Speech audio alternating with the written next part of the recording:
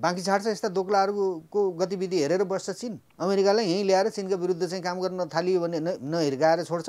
अब संविधानलाई मुला भन्दिने विवेक प्रयोग गर्नुस्। के काम यो पागलहरूले बनाएको उच्च स्तरीय शब्द प्रयोग गर्नुस्। यो पागलहरूको शब्द होइन। तपाईँ नसिकाउनुहोस् न मलाई यस्तो कुरा। यो पागल विदेशीका दलालहरूले बनाएको संविधानले देश खाँदैछ भन्ने कुरा जान्दा जान्दै तपाईँलाई फेरि संविधान दिवसमा जनताले स्वागत गर्छन्। त्यो काम नलाग्ने कुरा नगर्नुहोस्। त्यो अन्तर्वार्ता सुन्दाखेरि पनि मान्छेले राम्रो मान्दैन। तपाईँको बोली त बर्खाको भेगुता करा जस्तै भयो। शक्तिशाली नेताहरू प्रचण्ड, केपी शर्मा ओली, शेरबहादुर देउवा यो देशका विरुद्ध विदेशीसँग मिलेर चाहिँ चाहिँदा नचाहिँदा असमान सन्धि सम्झौता गरेर विदेशीका साना देशभित्र ल्याउने प्रयास गर्ने अपराधीहरूको बारेमा तपाईँले कति भन्नुपर्ने। मैले तपाईँलाई चित्त बुझेन भने म चाहिँ गुरु गोरखनाथलाई र पशुपतिनाथलाई पनि भेट्न जाँदिनँ। को हो त्यो प्रचण्ड भने? जनताको हत्यारा। यो केटाकेटी प्रश्न नगर्नुहोस् न। उसले हो नि नेतृत्व लिएको देश बदल्छु भनेर। 17,000 मान्छे उसको नेतृत्वमा मरेका छन् नि। यो प्रश्न छ। अनि को विद्या भण्डारी भयो नि त राजा? प्रचण्ड हुन्छ त राजा? बाबुराम हुन्छ? ओली हुन्छ? सिरपेज लगाउँछ? सेनाको जस्तो ड्रेस लगाएर हिँड्छ? एमसिसी पास गरे, त्यो एसपिपी पनि आयो। चिनले चाहिँ चिन विरोधी गतिविधि कुनै देशबाट हुन्छ भने हुन खोज्यो भने त्यहाँ सिधै सेना परिचालन गर्ने जुन कानुन बनाएर सी जिनपिङले त्यसमा हस्ताक्षर गरे। त्यसपछि यिनीहरूको चाहिँ कट्टुमा पिसाब फेरे यिनीहरूले। कहिले भेनेजुएलाको पक्षमा, कहिले भारतको पक्षमा, कहिले चिनको पक्षमा, कहिले अमेरिकाको पक्षमा, कहिले युक्रेनको कुरा गर्नुहोस्। अनिल योगीजी नमस्कार। नमस्कार। अब अहिलेको परिस्थितिमा नेपालको वर्तमान राजनीतिलाई तपाईँले कसरी निहाल्नु भएको छ? अहिले हामी कतातिर छौँ? नेपालको राजनीति कतातिर उन्मुख छ? वर्तमान सरकारमा केन्द्रित भइदिनुहोस्। अब यो सरकार त कुनै टिप्पणी गर्न लायक सरकारै होइन। गरिदिनुहोस् न तपाईँले टिप्पणी। के राम्रो काम गर्यो, के नराम्रो काम गर्यो यो सरकारले? के राम्रो काम गर्ने? कति मार्क्स दिनुहुन्छ यो सरकारलाई? कुनै मार्क्स दिने खालको सरकार पनि होइन। यिनीहरूलाई मलाई लाग्छ यिनीहरू आफ्ना विवेकले भन्दा पनि बाध्यताले सरकार चलाइराखेका छन् र सरकारमा बसिराखेका छन्। यिनीहरू आफू बाँच्नका लागि, आफू सुरक्षित रहनका लागि, यिनीहरू देशलाई केही गर्नका लागि यिनीहरू सत्तामा बसेका छैनन्। यिनीहरूलाई कुनै मार्क दिने, यिनीहरूको बारेमा टिप्पणी गर्ने भन्ने कुरा त्यो केटाकेटीको कुरा हो। त्यस्तो कुरा हामी जस्तो मान्छेले गर्न मिल्दैन। किनभने टिप्पणी त त्यसमाथि गर्नुपर्छ जसले कुनै काम गर्छ या गल्ती गर्छ। यिनीहरूले त गल्ती गर्दै आएका छन् नि। अनि अरूले जहाँ जहाँ बस भन्यो त्यहीँ बस्ने, फटाहरूका झुन्ड हुने होइन। यस्तोलाई सरकार भन्ने मान्ने कुरा चाहिँ अब यो कसैका लागि बाध्यता होला। अब हामी जस्तो चाहिँ एउटा सचेत नागरिकका लागि यिनीहरू फटा हुन्। यिनीहरू देशका विरुद्ध काम गरिराखेका छन्। यिनीहरूले नेपाली जनताको हित विपरीत काम गरिराखेका छन्। यिनीहरूले भ्रष्टाचार गरिराखेका छन्। यिनीहरूले देशद्रोह गरिराखेका छन्। अब यस्ताहरूका माथि के को टिप्पणी गर्ने? त्यसो भए नेपालमा राम्रा दलहरू छैनन् अहिलेको परिस्थितिमा भन्ने हुनुहुन्छ तपाईँ? दलीय व्यवस्था नै नेपालका लागि अभिशाप हुन्छ। होइन, व्यवस्था कसरी अभिशाप हुन्छ? तपाईँ यो कुरामा किन लिडेढिपी गरिरहनु भएको छ बारम्बार? तपाईँलाई चाहिए हो भने राखिरहनुहोस्। होइन, व्यवस्था आफैमा खराब कसरी हुन्छ? व्यवस्था यो व्यवस्थै होइन, खराब र राम्रोको कुरै भएन नि। यो त कुनै व्यवस्थै होइन नि। लुटेराहरूको पनि कुनै व्यवस्था हुन्छ? देश लुट्ने व्यवस्था पनि व्यवस्था हुन्छ? भ्रष्टाचार गर्ने अनि भ्रष्टाचारले कारबाही नगर्ने पनि व्यवस्था हुन्छ? अनि देशको कुरा नगर्ने 4 आना 8 आना देशको जमिन चाहिँ आफ्नो नाममा नामसारी गर्ने फटाहरू पनि कुनै देशका पक्षमा काम गरेका छन् भनेर तपाईँले पत्याउने, मैले पत्याउने, हामीले त्यस्तो कुरा सञ्चार माध्यममा चाहिँ भन्ने। त्यसो भए कस्तो व्यवस्था खोज्दै हुनुहुन्छ तपाईँ? जनताको व्यवस्था चाहियो। जनता सुख के हो जनताको व्यवस्था? अहिले जनताले ल्याएको व्यवस्था भनेर त धेरै भनिन्छ नि। यो हावादारी कुरा हो। जनताको व्यवस्था 70 वर्षदेखि कहिले पनि आएन। 17,000 को बलिदानपछि आएको व्यवस्था हो। त्यसै आएको व्यवस्था हो र अनिलजी? त अरू कति मान्छे मर्नुपर्ने हो, मर्न तयार हुनु पर्यो नेपालले। यी दलालहरूलाई हटाउनलाई कम्ता गाह्रो भयो? नैतिकवान मान्छे भइदिएको भए यिनीहरू कुनै एउटा यिनीहरूले आफैले भन्ने गरेको व्यवस्थाप्रति पनि यिनीहरूको विश्वास भइदिएको भए त यिनीहरूले त केही नैतिकता प्रदर्शन गर्नुपर्दो हो नि। त्यो त केही पनि गर्दैनन् नि त यिनीहरूले। त्यसो भए उनीहरूले अनैतिकहरूलाई सिस्टमबाट हट्दैनन्, यिनीहरूलाई जबरजस्ती गरेर हटाउने हो। त्यही भएर यिनीहरूलाई हटाएर चाहिँ दल खारेज गरेर देश जोगाउने कि देश खारेज गरेर दल जोगाउने, अब त्यो निर्णय गर नेपालले। हामीले भन्ने त्यही हो। किनकि यिनीहरूले यो 30 वर्षमा होइन, व्यवस्था तपाईँले कसरी खराब भन्नुहुन्छ कि? भारतमा पनि गणतान्त्रिक व्यवस्था छ। तपाईँ विश्वका शक्तिशाली देशहरू हेर्नुहोस् गणतान्त्रिक व्यवस्थामा छन्, तपाईँ के भुटानको जस्तो राज संस्था ल्याउँदै हुनुहुन्छ नेपालमा? यो भारत होइन नि त, यो त नेपाल हो नि त। अरू देशमा के ठिक भयो त्यही ठिक हुन्छ यहाँ भनेर पनि हुन्छ? यो त नेपाल हो। नेपालमा राज संस्था ठिक नभएर त गणतन्त्र आयो नि। राज संस्था ठिक नबनाइएको हो है, विदेशीहरूले र विदेशीका दलालहरूले ठिक छैन भनेका हुन्। राज संस्था देशको पक्षमा हुन्छ जहिले पनि। कल्पना गर्नुहुन्छ तपाईँ कि कुनै देशको चाहिँ शासकले पत्रकार सम्मेलन गरेर, राजाले, यिनीहरूले भनेको निरङ्कुश राजाले पत्रकार सम्मेलन गरेर अब तिमीहरूले मलाई चाहिँ बाधक भन्यौ, अब मेरो कारणले देश उन्नति र प्रगतिको बाटोमा नगएको हो भने म छोडिदिन्छु भनेर पत्रकार सम्मेलन गरेर गयो राजा। विद्यादेवी भण्डारी पत्रकार सम्मेलन गरेर त्यो शीतल निवासबाट निस्किन्छन्, बालुवाटारबाट यो शेरबहादुर देउवा भन्ने मान्छे निस्किन्छन्। त्यो हैसियत छ यिनीहरूसँग, त्यो नैतिक बल छ, त्यो त्यागको भावना छ देशप्रति, नेपाली जनताप्रति। अनि यस्ता सिल्लीहरूको गणतन्त्र चाहिँ भारतमा छ, यहाँ किन हुँदैन भन्ने यस्तो प्रश्न अरू कोही नबुझेका केटाकेटीलाई गर्नुहोस्, त्यो सुहाउला। त्यसो भए नेपालमा व्यवस्था परिवर्तन कसरी सम्भव छ? अहिलेको आवश्यकता व्यवस्था परिवर्तन हो कि जनताको अवस्था परिवर्तन हो? रवि लामिछाने त जनताको अवस्था परिवर्तन गर्न आइसक्नु भयो मैदानमा। त्यो त झनै केटाकेटी कुरा भयो नि त, केटाकेटीले भन्ने नै त्यस्तै हो। यो व्यवस्थाले देशको बर्बादी गरेको छ, भ्रष्टाचार बढाएको छ, विदेशीहरूसँग असमान सन्धि सम्झौता यही व्यवस्था माध्यम गरिएको छ। प्रधानमन्त्री सर्वोच्चको अदालतको न्यायाधीशले चाहिँ टीका लगाइदिएको छ हैन। यो व्यवस्थाले नै मुलुकको अस्तित्व सङ्कटमा पारेको जान्दा जान्दै म व्यवस्था बदल्न आएको होइन। अवस्था कसरी अवस्था बदलिन्छ? जनताको अवस्था अब रवि लामिछानेले बदल्ने रे, त्यही भन्नुभएको छ उहाँले। त्यो केटाकेटी कुरा हो, मैले भने नि, जसले आफ्नो देशको इतिहास पढेको हुँदैन त्यस्ता केटाकेटीहरूका कुरामा धेरै अल्झिनु हुँदैन है। प्रचण्डले र बाबुरामले 10 वर्ष 17,000 मान्छे मार्ने आन्दोलन गरेर त अवस्था बदल्न सकेन। यही व्यवस्थामा आएर चाहिँ घोप्टो पर्नु पर्यो ती महान क्रान्तिकारी भन्नेहरूले। अनि एउटा टेलिभिजनमा पत्रकारिता टेलिभिजन चलाएर बसेको एउटा युवाले कसरी बदल्छ अवस्था? जनताको साथ त रवि लामिछानेलाई छ नि। रवि लामिछाने हाई हाई भन्ने जनता नागरिकहरू त देख्नु भएको छ नि तपाईँले। उहाँको पार्टी घोषणा गर्ने कार्यक्रममै रविलाई अँगालो हाल्न जाने धेरै देखिए। हुन्छन्, अब चोरलाई अँगालो हाल्ने, फटालाई अँगालो हाल्ने मान्छे पनि हुन्छन्। त्यसो भए रवि लामिछाने फटा हो? अब त्यो अँगालो हाल्नेलाई सोध्नुहोस्। मैले तपाईँले त्यस्तै कुरा गर्नु। मैले किन भन्ने त्यो कुरा? को फटाएको हो? मैले त्यो अँगालो प्रचण्डलाई र बाबुरामलाई अँगालो मार्नेहरू थिए त 17,000 मरे त।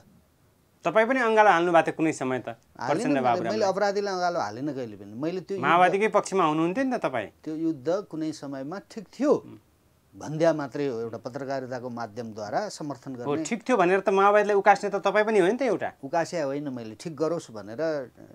ठिक हो यो जो संसदवादी भन्नेहरूले गरेको अत्याचार, भ्रष्टाचार, दुराचारका विरुद्ध कसै न कसैले हिर्काउनु पर्थ्यो। हिर्कायो माओवादीले, हामीले सकेनौँ, यसले ठिक गर्यो त भन्न पाइयो नि। भनेपछि गलत ठाउँमा हिर्काउनु भयो तपाईँले पनि? गलत ठाउँमा अहिले पश्चाताप हुन्छ कि होइन? सुरुवात उनीहरूको ठिक थियो, अहिले गलत ठाउँमा उनीहरू आइपुगे। हिर्काइरहेछौँ नि फेरि पनि प्रचण्डलाई, बाबुरामलाई हिर्काउनु छोड्यौँ त हामीले। त जनताको पक्षमा काम नगर्ने, देशको पक्षमा काम नगर्ने, विदेशीले लादेको व्यवस्था हो भन्ने कुरा जान्दा जान्दै यही व्यवस्थालाई बोकेर हिँड्ने अनि यो व्यवस्थामा अब अवस्था बदल्छौँ भन्ने कुरा त त्यो त सम्भव हुँदैन नि। तर तपाईँहरूको अहिले त अस्तित्व त एकदम थोरै छ नि त, अस्तित्वविहीन अवस्थामा छ। अहिले वाम गठबन्धनहरू एक छन्, माओवादीहरू एक हुँदैछन्। बाबुराम भट्टराई पनि जसपाको विरोधपछि माओवादीमा आउन सक्नुहुन्छ भन्ने आकलन गरिएको छ। राजेश हमाललाई माओवादीका नेता प्रचण्डले भेट्नुभयो अथवा दुई बीच भेट भयो। यसले त शक्ति बढाउँछ नि त, झन् शक्ति सञ्चय हुन्छ। यो चाहिँ यो देशकै अस्तित्व सङ्कटमा परेको बेला मेरो अस्तित्व, तपाईँको अस्तित्व, राजेश हमालको अस्तित्व, रविको अस्तित्वको प्रश्न गौण कुरा हो, त्यो महत्त्वपूर्ण कुरा होइन। अब यस्तो व्यवस्थामा रमाइलो गर्ने, मौकामा चौका हान्न पाइहालिन्छ कि भन्ने ख्वाब, त्यो स्वार्थ होइन, त्यो महत्त्वाकाङ्क्षा सबैले राख्छन् क्या। मेजर कुरा चाहिँ के हो भने विचार चाहिँ चाहिन्छ। देशलाई बचाउने विचार चाहिन्छ, दुनियाँलाई बचाउने विचार चाहिन्छ। त्यो विचार कसैसँग पनि छैन। यो लाइब्रेरी लैवालाहरूको व्यवस्था हो। यो व्यवस्थामा छिरेर यहाँ भगवान् कृष्ण आयो भने पनि पागल भएर फर्किन्छ। यो यस्तो व्यवस्था हो। यो त्यसो भएको हुनाले यस्तो व्यवस्थामा देशको भविष्यको कुरा गर्ने, नेपाली जनताको सुख र समृद्धिको कुरा गर्ने, विदेशीहरूबाट मुक्त शासन प्रशासन चलाउने यी कुरा त हावाधारी कुरा भयो नि, हावाधारी कुरा भयो नि। न हाम्रो सेना चाहिँ जोगिन सक्यो, न प्रहरी जोगिन सक्यो, न राज्य सत्ताका अन्य अवयवहरू जोगिन सके। अब सबैले चाहिँ विदेशीहरूको अगाडि लम्पसार परेर देश मार्नका निमित्त चाहिँ अग्रसर भएको देखिँदैछ नि। तपाईँले भन्नुभएको छ नि जनताको व्यवस्था भनेर रटान लाउनु भएको छ। हिजो माओवादीले पनि जनताको व्यवस्था भन्दै यो परिवर्तन, यो अवस्थामा ल्यायो देशलाई। यो दुर्गतिमा छ अहिले देश, अहिलेको सङ्घीय लोकतान्त्रिक गणतन्त्रमा देशले धान्नै नसक्ने आर्थिक चपेटामा परेको छ देश। भलै मैले तपाईँलाई अहिले दलीय व्यवस्था कुनै रूपमा जनताले ल्याएको व्यवस्था हो भनेर कुनै एङ्गलबाट ठिक भनेको होला, तर जनताको गुनासो अहिले चौतर्फी छ। जनता आक्रोशित छन् यो दलीय व्यवस्थाबाट। तपाईँ पनि जनता जनता जनता भनेर नाम लिइरहनु भएको छ। कस्तो व्यवस्था हो जनताले खोजेको? जनताको नाम त भजाउन खुब मजाले पाइएको छैन। भजाएको होइन, जनताको पक्षबाट मैले बोलिदिएँ। के को भजाउने? मेरो कुनै दल छैन, मलाई भोट ल्याऊ भनेको छैन। दलमा त हुनुहुन्छ नि त तपाईँ? दलमा छैन, म कुनै पनि दलमा। राष्ट्रिय शक्ति नेपाल त्यो अभियान हो, त्यो दल होइन। त्यहाँको जो आउँछ जान्छ मान्छेहरूको त्यो अभियान हो नि, दल होइन त्यो। त्यो कुनै त्यसले भोलि सत्तामा जाने भन्ने उद्देश्य त दलमा आउनु हो नि त उसको। त्यो दल होइन। दल भएको भए म बाहिरिन्थेँ। त्यो दल अहिलेसम्म बनाएको छैन। त्यसो भए दल भयो भने त्यो बाहिरिनुहुन्छ त्यहाँबाट? म दलमा लागेर यो देशमा मैले राजनीति गरेँ भने मलाई तपाईँले त्यो बेलामा सोध्नु होला, कुनै समयमा दलमा लाग्दैन भन्थिस्, आज लागिस् त पनि फटाएर रहेछस् भन्नु होला। यो दलीय व्यवस्था नहटाएसम्म देश बाँच्दैन। म क्लियर छु यो कुरा। तर आज स्वतन्त्र व्यक्तिहरूले पनि दलको व्यवस्था, दलीय व्यवस्थाको विकल्प दलीय व्यवस्था नै हो भनेका छन्। त्यो पागलहरूको तर्क हो। त्यो स्वतन्त्र भन्ने राजनीतिमा आउने त्यस्तो पनि हुन्छ? के हो स्वतन्त्र भने? के हो स्वतन्त्रको परिभाषा चाहिँ? के बिना परिभाषाको स्वतन्त्र भन्ने हुन्छ? देशको कुरा गर्ने अनि स्वतन्त्र छौँ भन्ने, इतिहास नपढ्ने स्वतन्त्र छौँ भन्ने, अनि यी राजनीतिक पार्टीहरूको एगेन्स्टमा चाहिँ आउने अनि स्वतन्त्र छौँ भन्ने, के भने त्यो स्वतन्त्र भनेर? त त्यो पनि नेपाली जनतालाई झुक्क्याउने र फेरि नेपाली जनतालाई अर्को भट्कालोमा झाक्ने। मलाई लाग्छ यो विदेशीको परिपञ्च हुनसक्छ यो स्वतन्त्रवालाहरूको। यिनीहरूको उठाइ बसाइ, उनीहरू स्वचालित होइनन्। त्यसो भए कहाँ थिए भने आजसम्म यो 25 वर्षदेखि म निरन्तर कराइराखेको छु। स्वतन्त्र अहिले भए, अहिले मात्रै हुनुपर्ने के त्यस्तो दिव्य ज्ञान आयो कसलाई भन्नुहोस् त? होइन, बालेन शाहले लहर ल्याए नि त। ठिकै छ, बालेन एउटा आए। अब एउटा बालेनले के गर्छ भने? किन त्यस्ता बालेन धेरै जन्मिँदैछन्। हर्क साम्पाङ हेर्नुहोस्, जन्मिएको राम्रो। हमाल हेर्नुहोस् धनगढीमा। होइन, मैले कहाँ चाहिँ गर्वमै सकिनुपर्छ सबै मैले कहाँ भने त? जन्मिनु पर्यो होइन। तर पहिला कुरा इतिहास पढ्नु पर्यो क्या, आफ्नो देशको इतिहास पढ्नु पर्यो। यो देश कसरी निर्माण भयो, कसले चाहिँ देशलाई बनाएर बचाइदिए होइन, हाम्रो धर्म के हो, हाम्रो संस्कृति। इतिहास त अब बनाउने हो नि त, हामीले समृद्धिको इतिहास बनाउने हो। भोलिका पिँढीहरूले सकिएपछि के बनाउने? देख्न पाउने। युक्रेनमा के बनाउने भने? युक्रेनीहरूले के बनाउने? अफगानिस्तानले के बनाउँदैछन्? श्रीलङ्कामा के हुँदैछ? के हो इतिहास बनाउने भनेको? सकिएपछि बन्छ इतिहास? यिनीहरूले त देश सकाउँदैछन्। त्यसको प्रमाण तपाईँसँग छ? कहाँनिर कस्तो सम्झौता गरिरहेछन् जसले गर्दा देश सकिने स्थितिमा छ? त्यो स्वतन्त्र भन्नेहरू प्रमाण होइनन्? यत्रो सङ्घर्ष गरेर 70 वर्षदेखि चाहिँ प्रजातन्त्रको बकवास गर्दै आएकाहरूका विरुद्धमा स्वतन्त्र भन्नेहरू आए नि त। ती चाहे स्वाभाविक रूपमा आए पनि, कसैको डिजाइनमा आए पनि। अनि किन यिनीहरूको चाहिँ यिनीहरूलाई चाहिँ छटपट्टि भइराखेको छ नि दलका ठुला दल भन्नेहरूलाई? स्वतन्त्रप्रति त हामीले भन्दा बढी चासो उनीहरूलाई छ नि, चिन्ता उनीहरूलाई छ नि। यिनीहरू हाम्रा विरुद्धमा आयो भन्ने छ नि। त्यो सर्पले नै सर्पको खुट्टा देख्छ भने जस्तो को के हुन् भन्ने कुरा यिनीहरूलाई थाहा होला। तर के भन्, मेरो एउटै मात्र प्रश्न के भने, देश आज सङ्कटमा परेको होइन। जुन दिन यो देशको शासन व्यवस्थाले अत्याचार गर्यो, भ्रष्टाचार गर्यो, देशद्रोह गर्ने काम गर्यो, असमान सन्धि सम्झौता गर्ने काम गर्यो र त्यसका विरुद्ध त्यसका जगमा माओवादी युद्ध उठाएको थियो र एक नेपालीले अर्को नेपालीलाई मार्न सुरु गरेको थियो, राज्य लडाइँमा प्रतियुद्धमा फँसेको थियो। अब त्यो बेलामा कोही स्वतन्त्र भएन, कसैलाई दिव्य ज्ञान आएन। अहिले कहाँबाट आयो? सङ्कट बल्ल आउँदैछ र? 25 वर्षदेखि भन्दैछु मैले सङ्कट आयो भनेर, देश अप्ठ्यारोमा पर्यो भनेर। अनि अहिले श्रीलङ्का हुँदैछ भन्दै विद्वानहरू श्रीलङ्का हुँदैछ भन्दैछन्। नेपाल राष्ट्र ब्याङ्कका गभर्नरले त भनिसके नि देश श्रीलङ्काको स्थितिमा पुग्न सक्छ भनेर। आफू सत्तामा बसेर ढुकुटीमा चोर्ने आफू अनि ती चोरहरूले चाहिँ खतरा आयो भनेर भन्ने के भन्नुहुन्छ तपाईँ यस्तो कुरालाई?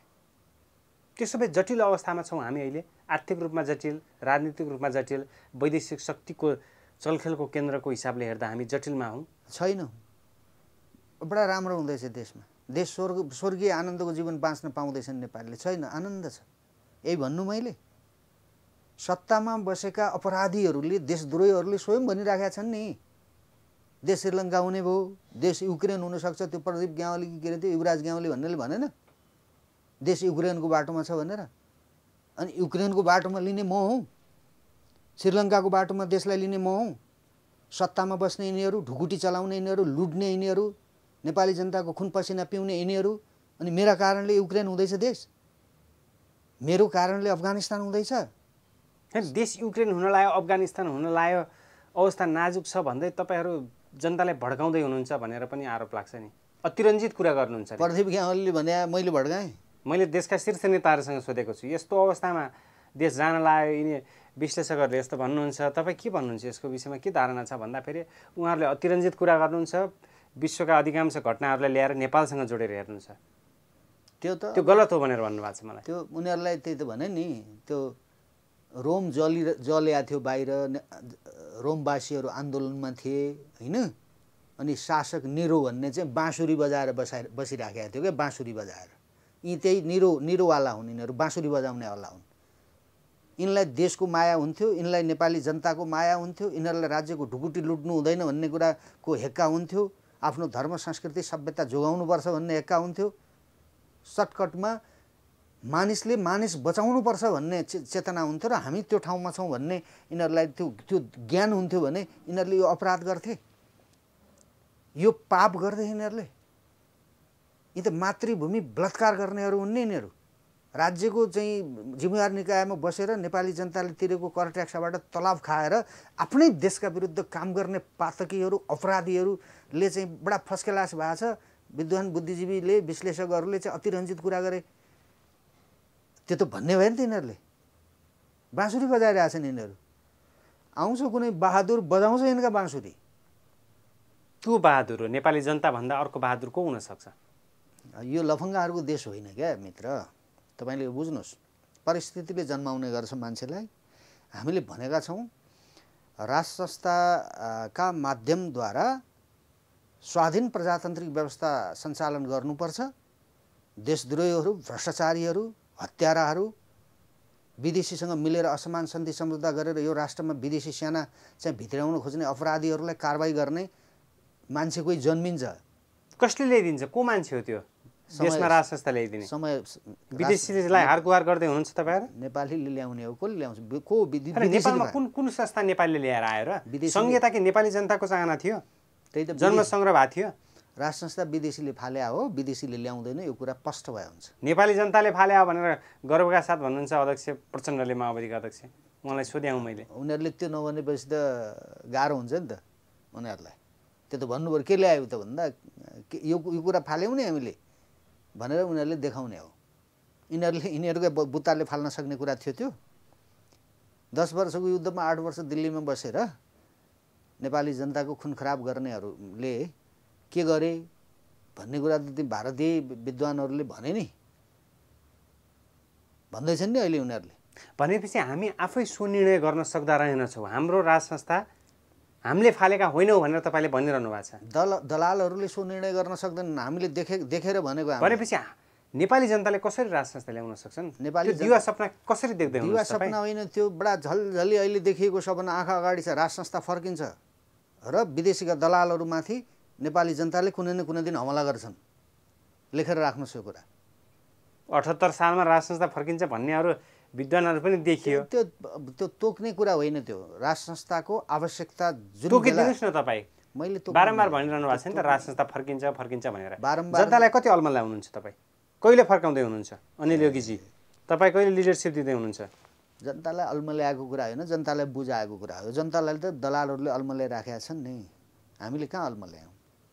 हामीले त प्रष्ट कुरा भन्यौँ। जनताले बुझ्नु पर्यो, राज संस्थामा नफर्किने हो भने देश जान्छ, दल रोज्ने कि देश रोज्ने निर्णय गर भन्यौँ नि त हामीले नेपालीलाई। सिद्धिन्छ क्या। अफगानिस्तानमा जाहिर शाहलाई हटाएपछि के भयो अफगानिस्तान आज है। तर जाहिर शाहलाई पछि त्यहाँका मुल्लाहरूले मौलानाहरूले आएर बसिदिनु पऱ्यो भने जाहिर शाहले मानेनन्। त नेपालको राजाले त देश छोडेनन् नि। मैले भने नि अघि कुनै त्यस्तो चाहिँ शासक छ जसले चाहिँ जनताको विरोध हुँदा बित्तिकै पत्रकार सम्मेलन गरेर छोडेर जान्छ। यस्तो राजालाई चाहिँ नि अप्रजातान्त्रिक भने। जनताका प्रश्नको जवाब कहिले पनि नदिने विदेशीका दलालहरू प्रजातन्त्रका ठेकेदार भइराखेका छन् र नेपालीहरूले यिनीहरूलाई बोकिराखेका छ। त मार्न खाएसम्म बोकिरहन्छन् नेपालीले। त्यसो भए अब विदेशीले मारान्ने खतरा हुन्छ। त्यसो भएको हुनाले राष्ट्र संस्थामा शीघ्रातिशीघ्र फर्किनु पर्यो र यी विदेशीका दलाल, देशद्रोही, भ्रष्टाचारी, दुराचारी, व्याभिचारीहरूलाई खोरमा हालेर अगाडि जाने कोही बहादुर जन्मिन्छ राष्ट्र संस्थाका माध्यमद्वारा। देश त मर्न दिँदैन नि, कहाँ मर्न दिन्छ देश। तर देशको अस्तित्व नामेट भएको इतिहास पनि त छ नि। सिक्किमको इतिहास हेर्नुहोस् तपाईँ। होइन यस्तै बुद्धि भयो भने, यस्तै चाहिँ लफङ्गाहरूका पछाडि लाग्यो भने त देश सकिन्छ नि। राष्ट्र संस्था लफङ्गाहरूको संस्था होइन त्यो। त्यसले विवेक प्रयोग गर्छ। अब त्यसलाई राष्ट्र संस्था भनेको यो राष्ट्रको माटोसँग जोडिएको संस्था हो र नेपाली जातिको माया त्यो संस्थालाई हुन्छ। यिनीहरूले त हजारौँ मान्छे मारेर आएका छन् नि होइन। राजाले हजारौँ मान्छे मारेर बाहिर निस्क्या हो र पत्रकार सम्मेलन गरेर। यो कुरा नेपाली जनताले बुझ्नु पर्यो। बुझेपछि यो सबै सङ्कट समाधान हुन्छ है। नबुझेसम्म चाहिँ सङ्कट समाधान हुँदैन। राष्ट्र संस्थामा फर्किनु पर्यो र सब देश बचाउने र आफू पनि बाँच्ने जुक्ति खोज्नु पर्यो नेपालीले। त्योभन्दा अर्को बाटो छैन। नभए सिद्धिन्छ देश। मैले भने नि देश रोज्ने कि चाहिँ दल रोज्ने। दल रोज्ने हो भने चाहिँ देश जान्छ, दल रहलान्। देश रोज्ने हो भने चाहिँ आफू पनि बाँचिन्छ र देश पनि बाँच्छ। होइन जनताले त दल रोजे नि त। माओवादीलाई रोजे, कङ्ग्रेसलाई रोजे, एमालेलाई रोजे। स्थानीय तहको चुनाव हेर्नुहोस् न तपाईँ, त्यसको नतिजाले के देखाउँछ? कति प्रतिशतले रोजे? अब सङ्घीय चुनाव हुँदैछ, त्यसमा जनताले फेरि माओवादी, एमाले र काङ्ग्रेसलाई दिन्छन्। अब यो चुनाव जनताले त राज संस्थाको पक्षधरलाई दिँदैनन् नि त, दिएका छैनन् नि त। गणतन्त्र आएको कति समय भयो? त्यो अन्तराललाई तपाईँले हेर्नु भएको छ? हामी कहाँ कहाँनिर चुकिरहेछौँ? नेपाली जनताले नबुझ्या हुन् अथवा तपाईँहरूले नबुझ्या हो? होइन यो अलिकति स्तरीय व्याख्या गरौँ हामी होइन। यो व्यवस्था होइन व्याख्याले मात्रै चल्दैन नि त देश। व्याख्याको कुरा होइन नि त्यो त। मैले भने वास्तविकताले चल्ने हो। स्पष्ट भने नि मैले राज संस्थामा फर्के बाँच्छौँ के हो दल भने। दलालहरूका दलका पछाडि युक्रेनमा दल थियो त, युक्रेन के अरे जेलेन्स्कीको के भयो त्यहाँ? पाकिस्तानमा दल थिए त, श्रीलङ्कामा दल थिए त, अफगानिस्तानमा पनि दल थिए त। होइन भुटानमा पनि त राज संस्था छैन त। राज संस्थाको कुरा गर्नुहुन्छ तपाईँ। तपाईँ भुटानको राज संस्थाले परिवर्तनशील मान्नुहुन्छ कि भुटानी जनताको कल्याण गरेका छैन त्यहाँको राज संस्थाले? सार्वभौम छैन भुटान। के हो सार्वभौम भनेको? अनि के तपाईँले सो निर्णय गर्न सक्दैन भुटानले? सबै बुझाइदिने भनेको? परराष्ट्र भनेको भुटानको हातमा छैन। त्यो बुझ्नुहोस् अनिलजी। त यो देश बुझाइदिनुहोस् न त। त्यही भनेर भनिदिनुहोस्। अनिल योगीले भने होइन है फेरि यो। अनिल योगीले देश बुझाउँ भन्दैन कसैलाई। तपाईँले दुनियाँलाई त्यही सञ्चार चाहिँ गरौँ, त्यही कुरा सुनाउँ भन्नुहुन्छ भने देश छोडिदिने। परराष्ट्र के हो त्यो भुटानले के गरेको छ, अरूले के गरे त्यही गर्ने। दलालहरूले बोक्ने, देश छोड्ने भने नि त मैले प्रष्ट कुरा। त्यसो भएर देश रोज्ने कि दल रोज्ने ठाउँमा पुगेको छ देश। तपाईँले भनेको हो यो काङ्ग्रेस एमाले माओवादी यिनका पछाडि कति छन् मान्छे? यो 3 करोड नेपाली जनसङ्ख्या छ है। यी 3 पार्टीका पछाडि माओवादी, एमाले, काङ्ग्रेस 1-1 करोड छन् जनता। दलका पछाडि लाग्ने बाहेक नेपालीहरूको देश होइन यो। उनीहरूको निर्णय, उनीहरूको मत, उनीहरूको अभिमतको कुनै मूल्याङ्कन हुँदैन। तर भोट हाल्ने जनता त 1 करोड पनि छन् कि नै? त्यो त्यही त हामीले रिसर्च गर्नुपर्छ। त्यो पनि 70-80 लाख जनता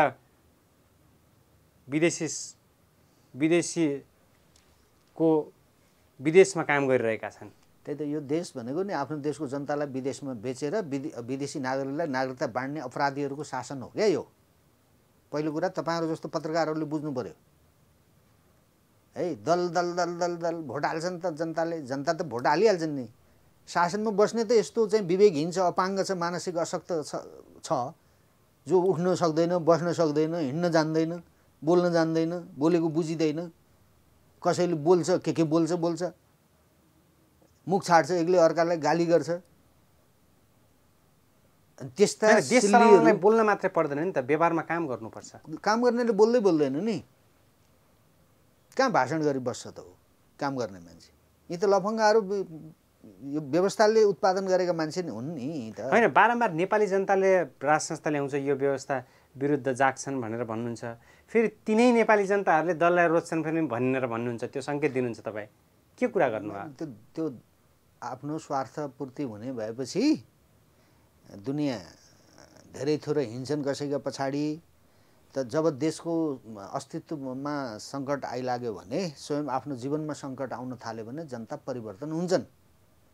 अहिले जनता परिवर्तन हुँदैछन्, भइराखेका छन्। राज संस्थामा नेपालीहरू फर्किन खोजिराखेका छन्। विदेशीका दलालहरूको मुटुले चाहिँ ठाउँ छोडिसकेका छ। अब हामी सिद्धिने भयौँ भनेर यो एकताको के प्रयास हुँदैछ नि यिनीहरू। भोलि हेर्नु होला, यी 12 बुँदेमा जसरी दलालहरू मिलेर आए नि दिल्लीमा बसेर, त्यसरी यिनीहरू भोलि काङ्ग्रेसमा एउटै पार्टी बन्न सक्छ यिनीहरू, नेपालमा राज संस्था फर्किने भयो भने। त त्यो बेलामा चाहिँ हिम्मत गरेर हिर्काउनुपर्छ यिनीहरूलाई, जनतालाई होइन, विदेशीसँग मिलेर देशका विरुद्ध अपराध गर्ने देशद्रोहीहरूलाई, भ्रष्टाचारीहरूलाई, जनताको हजारौँ जनताको हत्या गरेर शासन सत्ता कब्जा गरेर बसेका अपराधीहरूलाई त हिर्काउनुपर्छ नि त। भोलि कसै न कसैले हिर्काउनुपर्छ, नभए त कहाँ चल्छ त देश, कहाँ बाँच्छ त यो देश। त्यसो भएको हुनाले यो सामान्य समय होइन, यो मजा गर्ने कुरा पनि होइन। सकिन्छ भने नि मैले, या त देश सकिन्छ, दुनियाँ सकिन्छ, या त यी दलालहरू र दल सकिन्छन्। यो दुईटा मध्ये एउटा हुन्छ। अब त्योभन्दा अर्को कुनै नयाँ कुरा हुनेवाला छैन। होइन, नेपालमा एमसिसी पारित भइसकेपछि जुन हिसाबले अमेरिकाको प्रभाव तपाईँले देखिरहनु भएको छ, अहिले एसपिपीको सम्झौता भलै सरकारले हुन्न भनिरहेछ, सम्झौता अस्वीकार गरिसक्यो, तर पनि एसपिपी कुनै न कुनै रूपमा फेरि पारित हुने त होइन, त्यो सम्झौता हुने त होइन भन्ने आशंका राखिरहेको छ। अहिले प्रधान सेनापति अमेरिकाको यात्रामा हुनुहुन्छ, शेरबहादुर देउवाको अमेरिका भ्रमणको गृह कार्य पनि भइरहेछ। यो अवस्थालाई तपाईँ कसरी हेर्नुहुन्छ? नेपालमा अमेरिकाको इन्ट्रेस्ट र अहिलेको गतिरोध? त्यो अमेरिकाको इन्ट्रेस्ट अनुसार यिनीहरूले काम गरे। सत्ता अहिले पछिल्लो समय यो अदालतलाई समेत प्रयोग गरेर शेरबहादुरले ल्याए, एमसिसी पास गरे, त्यो एसपिपी पनि आयो। चीनले चाहिँ चीन विरोधी गतिविधि कुनै देशबाट हुन्छ भने, हुन खोज्यो भने त्यहाँ सिधै सेना परिचालन गर्ने जुन कानुन बनाएर सी जिनपिङले त्यसमा हस्ताक्षर गरे। त्यसपछि यिनीहरूको चाहिँ कट्टुमा पिसाब फेरे यिनीहरूले। त्यसो भएर यिनीहरूले भाषा बदलेका छन्। एसपिपी सम्झौता हामीलाई स्वीकार्य छैन भनिराखेका छन् यिनीहरूले। अब त्यो चीनले राम्रो ढङ्गले यसको अनुसन्धान अध्ययन गरिराखेका छ चीनले। यदि चीन विरोधी चाहिँ काम कुराहरू यिनीहरूले आफू सत्तामा बस्नका निमित्त गरिराखेका हुन् भन्ने कुरा चीनले थाहा पाउँदा बित्तिकै यिनीहरूको भौतिक रूपमा समाप्ति हुन्छ यिनीहरूको। चीनले हिर्काउँछ यिनीहरूलाई है। त्यसो भएर हामीले के भनेका छौँ भने, चिनिया सेनाले कुनै नेपाली जातिलाई अप्ठ्यारो पर्ने गरिकन उसले चाहिँ काम नगरोस्। नेपाली जाति चीन विरुद्ध छैनन् है। चिनिया सेना त चीनलाई रक्षा गर्छ नि, नेपाली सेनाले नेपाललाई रक्षा गर्छ। कहाँ तपाईँ नेपाली भूमिमा चिनिया सेनाको कुरा गर्दै हुनुहुन्छ? बोल्नुहोस् न। चिनिया सेना चाहिँ आफ्नो देशका लागि मात्रै हो त? चिनिया सेनाले त्यसो भए अरू देशमा आफ्नो देशका विरुद्ध कुनै काम हुन थाल्यो भने त्यहाँ अरूका देशमा पनि सिधै परिचालन हुन मिल्ने गरी कानुन बनाएको के चीनभित्रै घुम्नलाई होला त, डुल्नलाई हाम्रो जस्तो होला त चिनिया सेना? त्यसो भए त्यो कानुनले नेपाललाई पनि प्रभाव पार्छ? यो देशबाट चीनका विरुद्ध कुनै गतिविधि हुँदैछ भने हिर्काउँछ उसले। युक्रेनमा हिर्काएन रसियाको सेनाले, रसियन सेनाले? बाँकी छाड्छ यस्ता दोक्लाहरूको गतिविधि हेरेर बस्छ चीन। अमेरिकालाई यहीँ ल्याएर चीनका विरुद्ध चाहिँ काम गर्न थालियो भने नहिर्काएर छोड्छ? रसियाले किन हिर्कायो युक्रेनमाथि? त्यसो भएर यो यस्तो कुरा यो अलिकति। तर नेपालले त एक चीन नीतिमा विश्वास गर्छ नि, असंलग्न परराष्ट्र नीतिमा विश्वास गर्छ नेपालले। कहाँ रह्यो असंलग्न परराष्ट्र नीति? कहिले भेनेजुएलाको पक्षमा, कहिले भारतको पक्षमा, कहिले चीनको पक्षमा, कहिले अमेरिकाको पक्षमा, कहिले युक्रेनको कुरा गर्नुहोस्, कहिले युक्रेनको पक्षमा। अनि के हो एक चीन नीति भने? यिनीहरूले त सबै पोलेर खाए नि त बेइमानहरूले। त्यही त यी विवेकहीनहरूका शासन सत्तामा छन् विवेकहीनहरू, यिनीहरूको अन्त्य गरौँ र राष्ट्र संस्थामा फर्किएर एउटा विवेकयुक्त तरिकाले राज्य सञ्चालन गरौँ र अपराधीहरूलाई ठेगान लगाउँ भनेको मैले सर्टकटमा। यति लामो कुरा गरेँ तपाईँसँग। त्यसो भए अब हामी पञ्चायतको जस्तो राज संस्थामा फर्किने अनिल योगीजी त्यही भन्दै हुनुहुन्छ? आजको जस्तो पञ्चायतको जस्तो किन, आजको जस्तो। आज त यो व्यवस्था छ नि त, गणतान्त्रिक व्यवस्था छ नि। यस्ता व्यवस्था आउने जाने गर्छ नि। लफङ्गाहरूको व्यवस्थाको के कुरा गर्नुहुन्छ तपाईँ? यो कुनै व्यवस्थै होइन भनिसकेँ मैले तपाईँलाई। कतिचोटि भन्ने म जस्तो मान्छेले चिन्छन् नि फडाहरू सबैले मलाई। अनि सेरेमोनियल राज संस्था फर्केर के हुन्छ र देशमा? कि त पञ्चायतको जस्तो आउनु पर्यो राज संस्था? शक्तिशाली राजा, जनतालाई दिनु पर्यो स्वतन्त्रता, सुन्नुहोस् तपाईँ, शक्तिशाली राजा, समृद्धि। कसरी राजा शक्तिशाली हुन्छ यदि उसँग निर्णय गर्ने क्षमता छैन भने, निर्णय गर्ने कानुन छैन भने, निर्णय गर्ने अधिकार संविधानमा देखिएको छैन भने? यस्ता मुला संविधान छोडिदिनु, बिना संविधान राज पनि चल्न सक्छ देश, तर शासक विवेकयुक्त चाहियो। अब संविधानलाई मुला भन्दिने विवेक प्रयोग गर्नुहोस्। के काम यो पागलहरूले बनाएर उच्च स्तरीय शब्द प्रयोग गर्नुहोस्। यो पागलहरूको शब्द होइन। तपाईँ नसिकाउनुहोस् न मलाई यस्तो कुरा। यो पागल विदेशीका दलालहरूले बनाएको संविधानले देश खाँदैछ भन्ने कुरा जान्दा जान्दै तपाईँलाई फेरि संविधान दिवसमा जनताले स्वागत गर्छन्। त्यो काम नलाग्ने कुरा नगर्नुहोस्। त्यो अन्तर्वार्ता सुन्दाखेरि पनि मान्छेले राम्रो मान्दैन है। त्यसो भएर हामीले बुझ्नुपर्ने कुरा के हो भने शक्तिशाली चाहिँ राज संस्थाका माध्यमद्वारा यो मुलुकलाई रक्षा गर्ने ठाउँमा हामी पुग्नुपर्छ, अन्यथा चाहिँ देश सकिन्छ। कहिले पुग्नुहुन्छ? जनताले चाँडो प्रयास गरे चाँडो पुगिन्छ। त्यसो भए जनताले तपाईँलाई भन्नु पर्यो। मलाई किन भन्नु पर्यो? बाँच्ने मन छ भने राजालाई भन्नु पर्यो। मैले बचाउने होइन नि त जनताले, म पनि जनतै न हुँ। राजालाई देश बचाइदिनु पर्यो र हाम्रो आजको जीवन र भोलिका हाम्रा सन्ततिहरूका लागि देश बचाइदिनु पर्यो र हामीलाई पनि बचाइदिनु पर्यो भन्नु पर्यो नेपालले। हैन 10 वर्षदेखि भन्दै आउनु भएको छ नि त तपाईँ राज संस्था ल्याऊ। त्यो त नमरेसम्म भन्ने भयो नि त हामीले आऊ भनेर। देश हामी बाँचे तपाईको बोली त बर्खाको भेगुता करा जस्तै भयो। खै त त्यसले त एउटा सार्थकता लिएन नि त अनिल योगी। के गर्ने अब नपत्याएपछि मार खाने चाहिँ दशा लागेपछि कहाँ पत्याउँछन् त? सत्य कहाँ सुन्छन् त?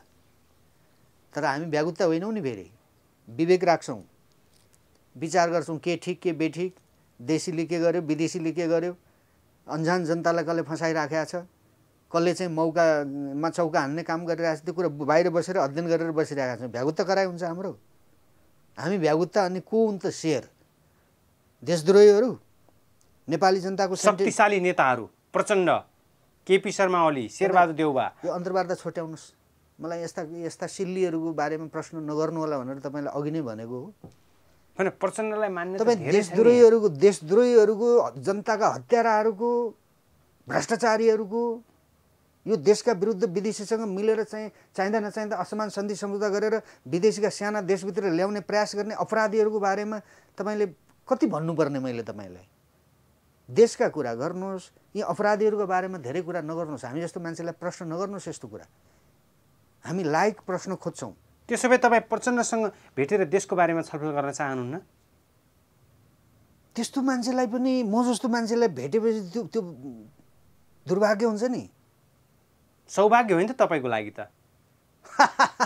देशका शक्तिशाली नेतालाई भेट्दै हुनुहुन्छ। अन्तर्वार्ता लिन आउनुभयो कि जिस्काउन आउनुभयो मलाई? होइन, एकदम ठिक कुरा गर्दैछु। देशको बारेमा चिन्तन त राख्नुपर्छ नि। हामी जस्तो मान्छेले मैले है म जस्तो मान्छेले प्रचण्डलाई भेटौँला?